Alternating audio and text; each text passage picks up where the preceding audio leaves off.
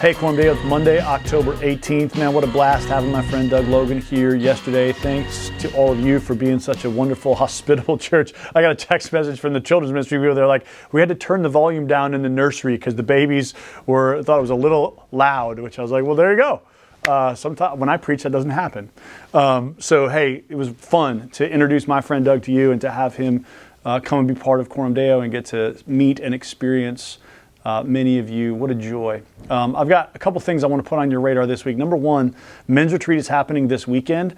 About 180 men are going. And so if you're one of those men, I'm looking forward to spending a couple days with you. If you're not going, I'd love it if you would pray for this men's retreat. Pray that the Lord would meet us. Pray that the Lord would bring renewal and revival and depth and spiritual integrity to the men of Quorum Deo. We really want this to be a moment where the Spirit of God moves among us and accelerates discipleship and formation and growth and transformation. So I'd love it if you would pray for that.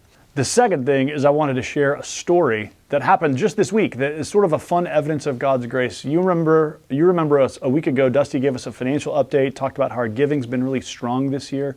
Right on the heels of that, a church planter from Acts 29 in West Virginia reached out to me. It's a small church in a small coal mining town in the Appalachian Mountains. And they were going to get kicked out of their building. He said, hey, our building's getting sold to another buyer. The landlord is willing to let us buy it. Listen to this. The cost of the building is $190,000.